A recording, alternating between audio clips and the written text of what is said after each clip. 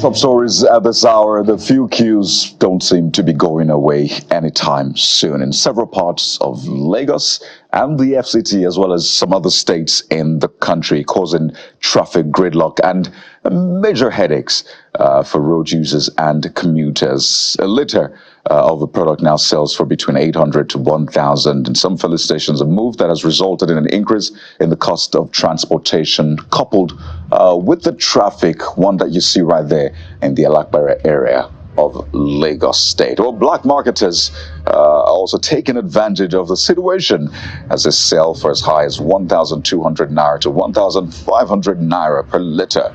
Well, the NNPCL had attributed the scarcity to tightness in fuel supply.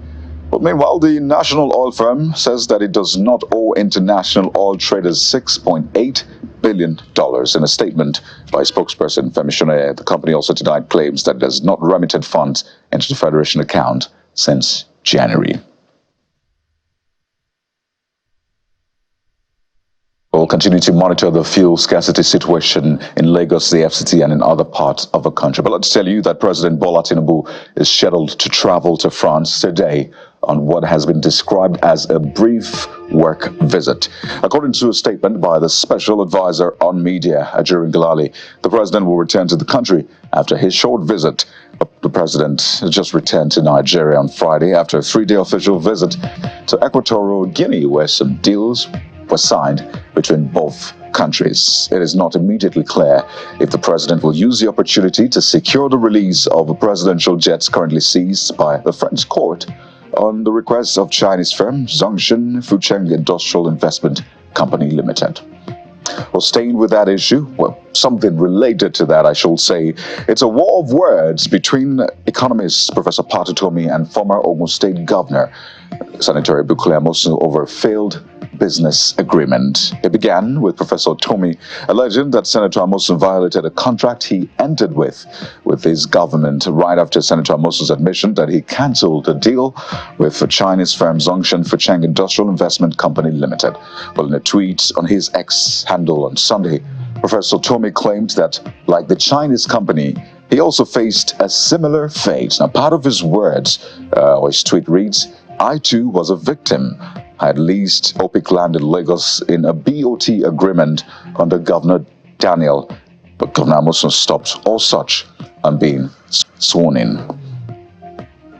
But in a quick reaction, Senator Amosun has dismissed Professor Utomi's claims of contract violation, insisting that he has no case. The former governor stated that Professor Utomi's proposed project was unsuitable for the designated Ogun State property. Senator Amosun further revealed that despite offering a 100 million naira refund, Professor Utomi insisted on a larger sum. He accused the economist of using his influence to prejudice and even attempting to blackmail him. Or part of the former governor's statement reads, Professor Utomi knows his case did not even have any legs to stand on. He is not different from Songfu International Investment, FXC. He knows he cannot lay claims to any lawful damage done to his investment. All he is trying to do is a Me Too, which is very disgraceful, he says. Well, away from that issue, we'll watch to see how it plays out. But let's tell you that the People's Democratic Party, PDP, in Edo State says they are not only in contest with other political parties ahead of the September 21st governorship election, but also the Nigerian police. The Director General of the PDP campaign organization, who addressed journalists at the party's secretariat in Benin City, the Edo State capital, insists that the PDP will not be intimidated. The Nigerian police belongs to all Nigerians, and the Nigerian police is for all Nigerians and not for a select few members of the APC who are in Abuja. It is pertinent to note that the days in which political parties win elections by wanton intimidation are far gone, and Edo people are going to stand firm in resistance to any form of harassment and intimidation by any group or persons, no matter how highly placed. We also want to categorically state that the Nigeria Police Force is not on the ballot for the September 21st general governorship election in Edo State.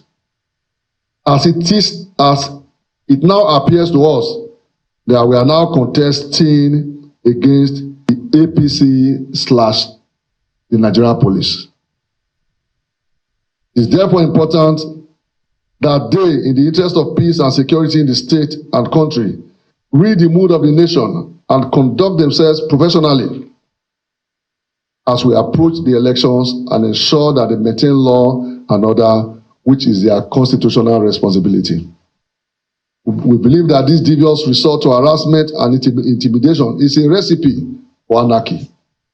And we are therefore calling on the Inspector General of Police, who we know is a highly seasoned policeman, the AIG Zone 5, the Edo State Commissioner of Police, and other security agencies to step in and stop these harassments and intimidation by this suspected band of APC police operatives believed to be on illegal duty to prevent a descent to anarchy in Edo State. And away from Edo State, the All Progressives Congress APC in Bauchi State is calling for the cancellation of the results from Saturday's local government elections and the immediate resignation of the chairman of the Bauchi State Independent Electoral Commission, Mr. Ahmed Makama. The APC announced that it will pursue all legal avenues to reclaim its mandate, even as a newly elected local government chairman are sworn into office. But in response to these allegations, the People's Democratic Party, PDP, has defended the election, stating that it was free and fair. We blame the Bauchi State Independent Electoral Commission, chaired by Alhaji Ahmed Makama, for failing to ensure the right thing is done at the right time and for failing to resist the PDP government in its quest for political dominance against the popular will of the people of Bauchi State. We reaffirm our stance that the purported local government elections is unacceptable, and we shall explore all legal means to reclaim our mandate and ensure that the right thing is done always. Let me remind the local government chairman that you see the election to this position of responsibility as a challenge and as an opportunity to prove their worth as competent and reliable managers of men and resources. The electorate will be looking up to you to catch up with their well-being through the provision of infrastructural facilities and social amenities. With the granting of autonomy to local government, the bar of performance for elected officials has been raised. More on local government elections, but this time in Anambra State, where the Labour Party has faulted the proposed Anambra State Council government elections, which is slated for September the 28th. According to the State Publicity Secretary of the party, Mr. Theo Igbe, the proposed election has elements of illegality which they intend to challenge in court, but he disclosed that the party will still be a part of the polls. Similarly, the State Secretary of the party, Mr. Chibuna Koli Akirika, points to the aspect of a law dealing with party conflict which is not under the powers of the State Assembly nor the electoral body to resolve, adding that despite resolving to be a part of the election, what they describe as illegality of some aspects of the electoral process will be challenged in court. As much as the House of Assembly of Anambra State did not make any budgetary provisions for the proposed council election, we are shocked and at a loss at the speed of amendments after amendments of the state electoral laws, extending even into the wee hours of the morning. And after careful study of these amended electoral laws, we as a party resolved as follows: to approach the court to challenge the observed obnoxious clauses in the hastily amended laws. However, we are getting prepared also to participate in the election without prejudice to the outcome of the judicial proceedings pending before the courts. And there's been a tragedy in Kakari village, was a local government area of Kano State, as a widow and her 5 children lost their lives after consuming a local delicacy known as Danwake. The victims, who were all members of the same family, were confirmed dead at Gwezo General Hospital after being rushed there in critical condition. According to initial reports, the food is said to have been prepared using expired cassava flour, which is suspected to have caused the deaths. Confirming the incident, the command's public relations officer, that's the police, SP Abdullahi Haruna, stated that the force is still awaiting the medical report from the hospital to ascertain the cause of death of 6 persons. And security is part of efforts by the Nigerian military to enhance professionalism of personnel in the ongoing fight against banditry, terrorism, and other related security challenges across the country. The Nigerian Defense Academy has held a battle inoculation drill for graduating cadets of 71 regular course and direct short service course 28 during its Camp Highland exercise. The exercise is part of final outdoor field training exercise for the cadets and held in Kachia, Kaduna State. It is aimed at testing the cadets' leadership skills, physical fitness, and command and control abilities. Well, outside the country now. In the inventory of the Nigerian Army, and it brings to life what we face daily in the conduct of operations in the defense of our fatherland.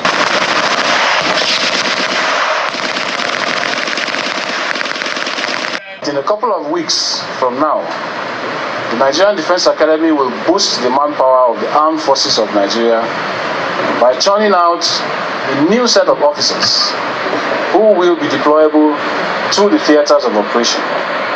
The cadets are good to go.